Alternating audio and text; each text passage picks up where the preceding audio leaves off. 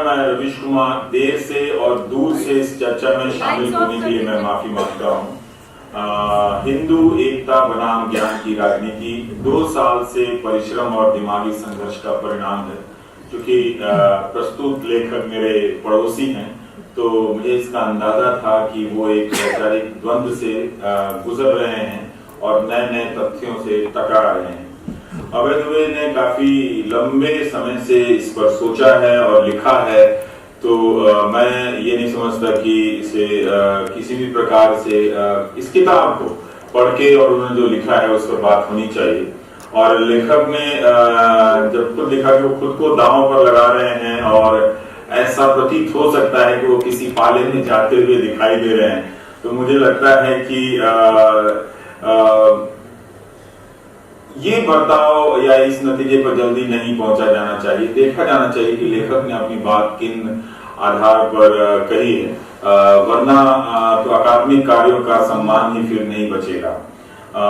ये चिंता बताते हुए फिर मैं एक और बात कहना चाहता हूं कि 114 पन्ने ही पढ़े हैं, तो मेरी समीक्षा को चौथाई समीक्षा आप समझें। मुमकिन है कि जो सवाल मैं उठा रहा हूं, हो सकता है कि अभय जी आगे के पन्नों पर दे रहे हों या फिर यहाँ पर वो दे चुके हों, लेकिन उनकी किताब एक गंभीर विमर्श की मांग करती है।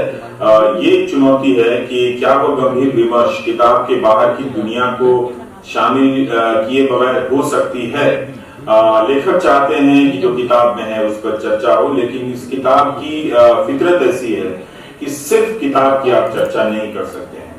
मैं किताब पढ़ता गया और मेरी गर्दन भी सामने उठती गई, आज का समय भी दिखता चला गया। रोज जिसे मैं देख रहा हूँ उसे छोड़कर सिर्फ किताब में लिखी गई बात को देखना मेरे लिए थोड़ा मुश्किल था। और जिन बदलावों की बात हो रही है उनके परिणामों को भी तो देखना पड़ता है। जब परिणाम को देखते हैं तो बहुत सारे ऐसे नेता से लेकर तमाम मंत्री मर्यादाओं को से अपने आप को ऊपर समझते हुए नजर आते हैं और उन्हें लगता है कि जनता का कोई हिंदूकरण हो गया है और ये कोई हिंदू प्रोजेक्ट है।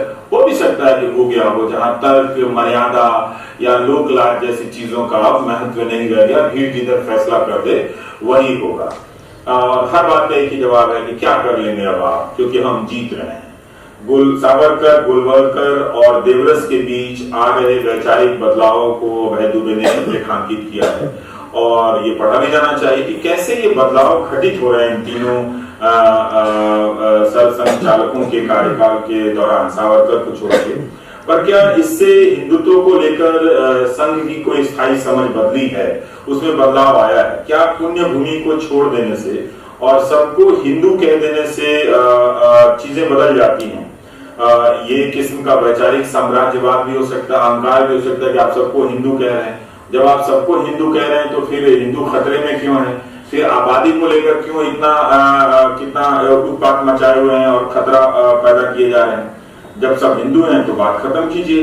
लेकिन जैसे ही शाहीन बाग होता है तब वो आपको हिंदू के नाम पे जो इंक्लूसिवनेस की बात आप कर रहे होते हैं उसका पर्दा उतर जाता है और आप उस शाहीन बाग को उसमें शामिल लोगों के पहनावे से, उसके मजहब से, इन सब चीजों से आप देखने लगते हैं। उसे वही पाकिस्तान बताने लगते हैं, वही दुश्मन बताने लगते हैं जो इन विचार यात्राओं के शुरू में हुआ है। तो एक तरह से आप देखिए कि, तो इसीलिए मैं कहता हूं कि सावरकर के हिंदुत्व से तात्विक विच्छेद जिसकी बात अभय जी ने की है, से जो हिंदुत्व का जो एक की जो आच्छादित समझ है हम सब के ऊपर, गलत या सही जो भी, उसमें क्या फर्क पड़ जाता है? अगर आप उसमें देवरस को भी शामिल कर लें तो क्या कोई बहुत बड़ा बदलाव होता है जो आलोचक उन्हें समझने से चूक करते हैं?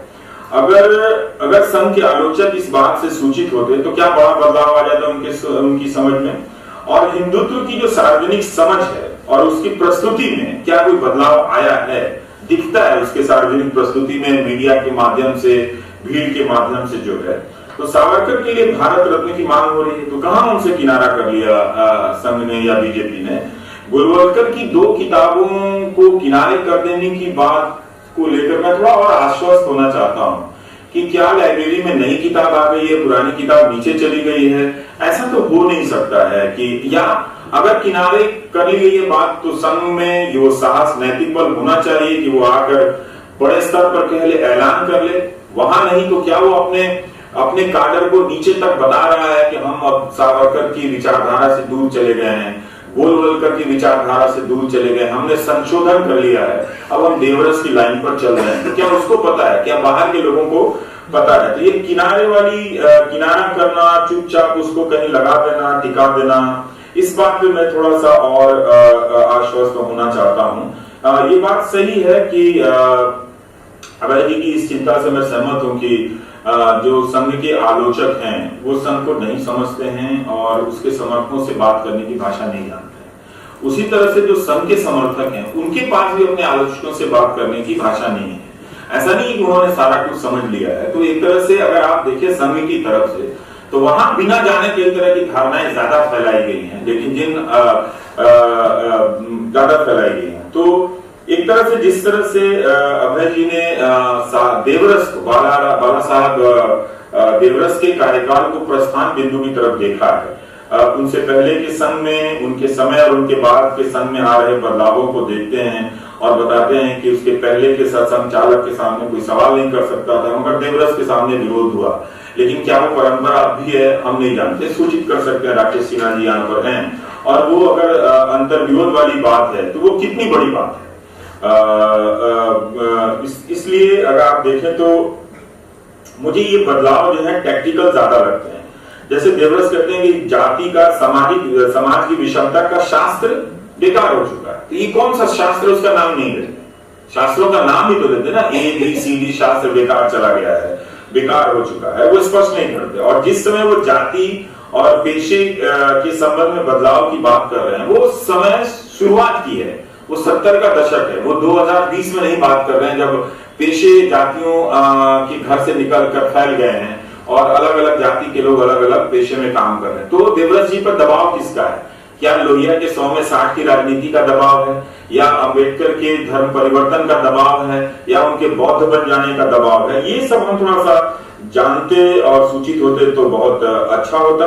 हाँ, अगर आप देखें, वो कहते हैं देवरस जी की शादी तक ही जाति की संस्था रह गई है।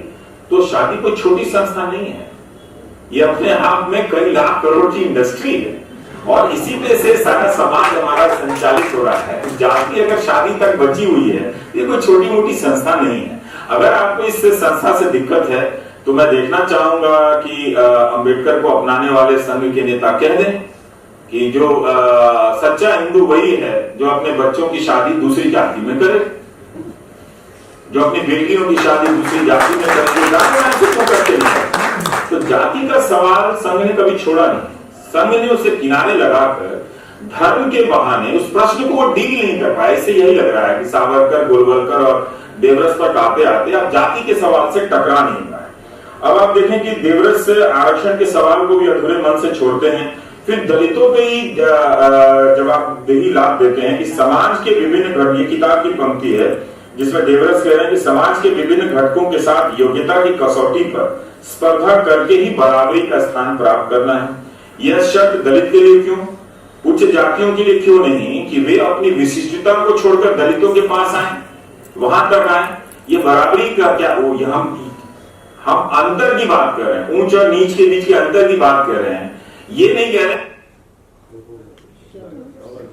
जो ऊंचा है वो नीचे उतरेगा तो बराबरी की शर्तें पूरी होती हैं, ऐसे भी तो देखा जा सकता है। तो क्या वो ऐसा देख रहे हैं? दलित पुरोहित नहीं बनना चाहता, आप उसे छूट दें या नहीं दें, अब वो अपनी यात्रा में आगे निकल चुका है। उसके लिए ये अप्रासंगिक बात है कि आप रियायत दे रहे हैं कि मंदिर में वो भी पूजा कर सकता है। तो इसीलिए कि अब देखें कि और ये भी बहुत इंटरेस्टिंग बात है कि अभय जी की किताब से पता चला कि देवरस आरएसएस कैसे यूपी में गैर जाटव और गैर यादव जातियों में अपना प्रसार करना शुरू करता है। ये कौन सी जातियां हैं जो कम रेडिकलाइज है, कम आइडियोलॉजी की पहुंच है, इनमें कम शिक्षा है। तो आपने वैसा टर्फ चुना, वैसा मैदान चुना जहां पर राजनीतिक सक्रियता या सजगता कम है, और वहां पर आप जगह बना रहे हैं। अगर आप में वैचारिक बदलाव आया, अगर आपके पास वैचारिक उपकरण आ गए हैं, तो आप यादवों के सामने से लड़ते और जाटवों के बीच अपनी जगह बनाते। ऐसा नहीं है कि जाटव और यादव संघ या बीजेपी के सपोर्टर नहीं है, लेकिन फिर भी वहां लड़ते हुए नजर आते तो लगता कि हाँ, संघ ने अपने वैचारिक बदलाव के साथ इनके विकल्प में एक नई प्रस्तावना पेश की है जिसको हम देख नहीं सके या जिसको देखना चाहिए। तो एक तरह से ये एक बात होती है। फिर आप देखें कि मनुस्मृति को भी आप चुपके से किनारे लगाने की बात करते हैं। वीएचपी ने वेबसाइट पर लिख दिया तो क्या मान लिया गया? जो संघ की कृपा से जो बहुत सारे लोग पदों पर बैठे हैं बार बार मनुस्मृति की बात करते हैं। अगर आपने मनुस्मृति से इतना ही किनारा कर लिया है तो अभी अम्बेडकर वादियों ने किनारा नहीं किया है। उनके लिए मनुस्मृति विरोध का प्रतीक है। तो वो जाते हैं, जलाने के कार्यक्रम में भी जाते हैं, तो क्या संघ के लोग चले जाएंगे उनके साथ करने के लिए कि हाँ हमने भी मनुस्मृति का किनारा कर लिया? एक सवाल ये है।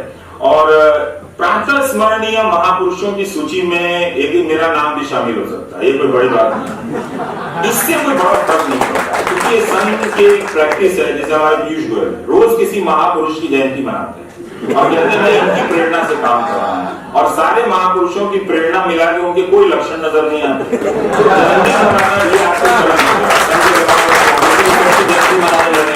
उधर ममता बनर्जी भी सबकी जयंती मनाने लगे। ये वैचारिक आग्रह का, बदलाव के आग्रह का प्रतीक नहीं समझा जाना चाहिए। मुझे लगता है कि संघ के कोर में जो वैचारिक कोर है उसमें खास बदलाव नहीं हुआ है। उसकी रणनीतियों में व्यापक बदलाव संघ कभी भी इस तरह की निर्जीव संस्था नहीं है और उसमें समय समय पर होता रहता है क्योंकि उन्हें पता है कि वो उनका वजूद है वो सत्ता के सापेक्ष है। तो सत्ता चाहिए और सत्ता के लिए वो किसी का भी पोस्टर अपने मंच पर लगा सकते हैं, इसमें उन्हें कोई समस्या नहीं है। एक दिन ग्राम स्टेंस के भी पोस्टर लगा कहें कि इन्होंने हमारे समाज को कुछ दिया ही, अतीत की कटुताओं को हम भुला देते हैं। तो अब देखिए अम्बेडकर को अपना लिया, इतना हम महत्व दे रहे हैं। उनके मुस्लिम प्रश्न की चर्चा है, लेख की चर्चा है, पर क्या अम्बेडकर को सिर्फ आप मुस्लिम प्रश्न वाले लेख से परिभाषित कर सकते हैं? हजारों उनके लेख हैं, पोथियां लिख गए हैं। तो एक तरह से आपको जो सूट किया, जो मुस्लिम भय का प्रोजेक्ट है, उसके हिसाब से आपने अम्बेडकर को चुन लिया। ये बात दलित भी समझता है और अम्बेडकरवादी भी समझते हैं। तो अम्बेडकर ने अगर ये लेख नहीं लिखा होता तो संघ बताए कि वो उनके किस और लेख के सहारे उनको अपना बताए, कोई दूसरा लेख भी बताए। अगर अम्बेडकर अपना लिए गए हैं तो लाइब्रेरी में उनकी किताबें आ जानी चाहिए, जैसे कि गोलवलकर की 2 किताबें किनारे कर दी गई हैं, तो नई किताब कौन सी आई ये मैं जानना चाहता हूं। फिर आप देखिए कि 1969 का एक बड़ा अच्छा प्रश्न है। कई जानकारियां इस किताब में नई नई मिलती हैं जो आंखें खोलती हैं कि उडुपी में धर्माचार्यों का सम्मेलन होता है और वो अस्पृश्यता की निंदा करते हैं और माए खुशी के गोलवलकर नाचने लगते हैं। बड़ी अच्छी बात है, लेकिन फिर उसका क्या हुआ? अगर उसका जमीन पर कोई असर हुआ होता तो इधर हाल के उज्जैन कुंभ में दलित साधुओं के साथ अलग स्नान करने की योजना नहीं बनती और फिर हंगामा हुआ तो उसको लिपापोती की गई। तो इसीलिए पैम्फलेट में क्या कहा गया, नहीं कहा गया, ये हम नहीं समझते हैं। पर एक और सवाल है जो मैं अभय जी से भी जानना चाहूंगा कि उसी यूपी में, क्योंकि ये किताब यूपी की के विजय अभियान से अपनी उड़ान शुरू करती है, टेक ऑफ पॉइंट ये है कि जब बीजेपी गैर जाटव गैर यादव जातियों को मिलाकर एक बड़ा राजनीतिक समीकरण जीतने वाला विजयी राजनीतिक समीकरण की रचना करती है तो हम उसे हिंदू एकता कहते हैं। लेकिन काशीराम जब उन्हीं जातियों को एक साथ लाकर जमा करते हैं तो हम उसे बहुजन एकता कहते हैं। तो हम ये एकता के पहले अब जो हम हिंदू लगा रहे हैं और एक पाले की एकता के लिए हम बहुजन लगा रहे हैं, दोनों में क्या अंतर है? दोनों का संघर्ष क्या खत्म हो गया है? ये हमको देखना पड़ेगा। और ये भी मैं जानना चाहता था कि उन्होंने जो माध्यमार्गी कहा है सारे संघ के वर्ग से सारे लोग, ये बड़ा दिलचस्प कैटेगरी है, इससे सुविधा भी होती है और इंटरेस्टिंग कैटेगरी अगर जो लेकर आते हैं कि हम इन सबको मध्यमार्गी रखेंगे। पर हमें ध्यान रखना चाहिए कि ये सब एक नहीं हो सकते। जैसे अम्बेडकरवादी है, वो संघ से लड़ रहा होता है, लेकिन वो लिबरल का दोस्त नहीं है, वो लिबरल से भी लड़ रहा होता है, वो लेफ्ट का दोस्त नहीं, वो लेफ्ट से भी लड़ रहा होता है।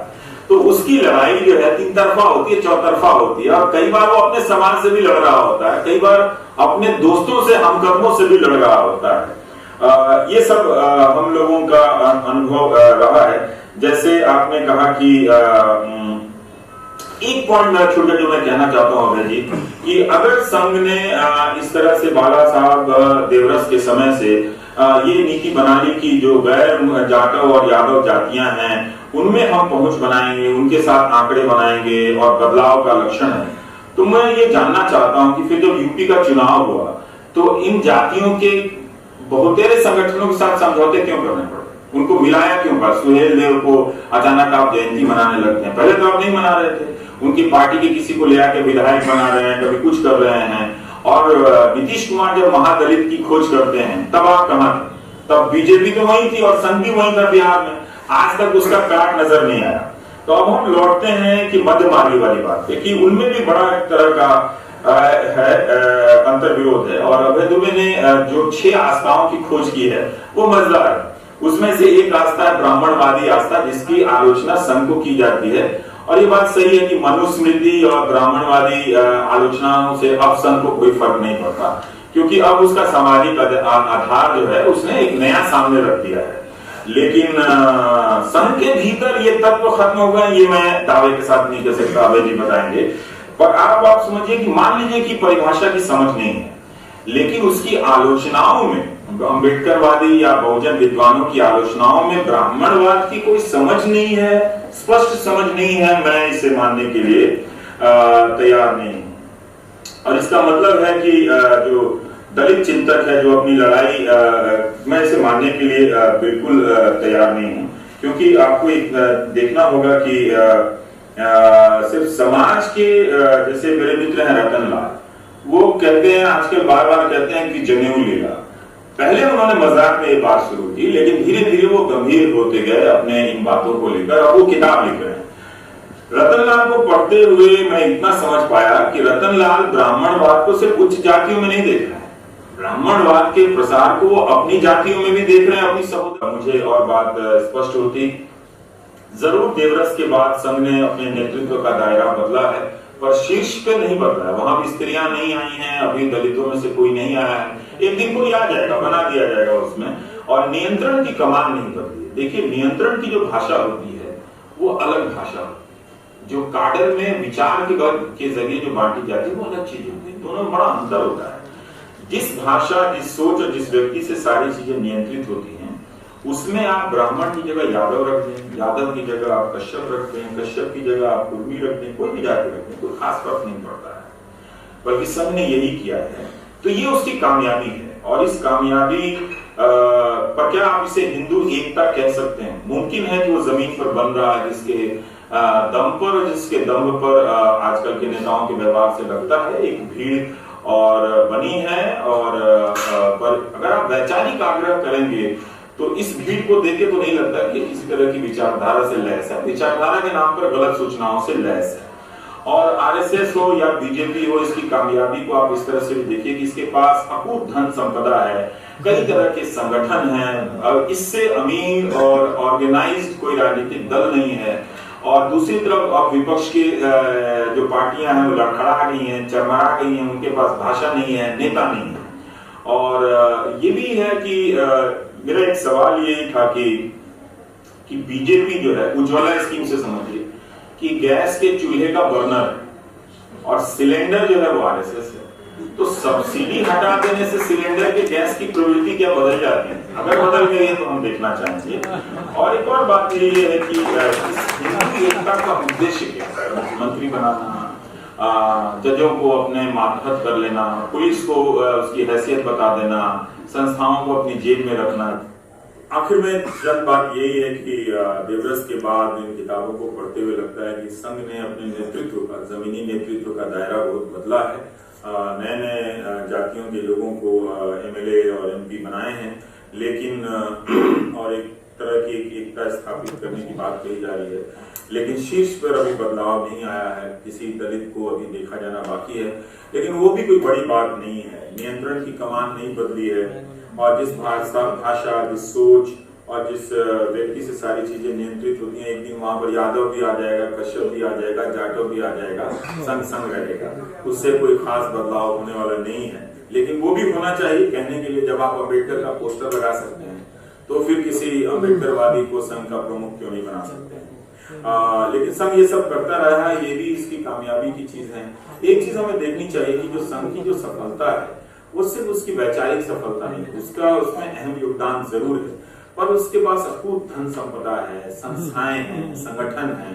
उनके सामने एक बेचारा प्रोफेसर जिसने अपने मुश्किल से रिसोर्स जमा करके आधी अधूरी किताबें लिखी हैं, हम इन दो पैमानों पर सफलता के आधार पर किसी की आलोचना को नहीं खारिज कर सकते कि संघ सफल हो गया क्योंकि इन लोगों ने समझने में चूक कर दी। बहुत कोशिश करते तब भी संघ को समझने में चूक कर जाते, क्योंकि ये एक आसान संस्था तो नहीं है। पर एक सवाल है कि इस हिंदू एकता का उद्देश्य क्या है, किस तरह के नागरिक बनाना उद्देश्य है? क्या संविधान ने जिस तरह के नागरिक धर्म की हमसे अपेक्षा की है उसको हटाकर हमें किसी धार्मिक नागरिक की कल्पना है?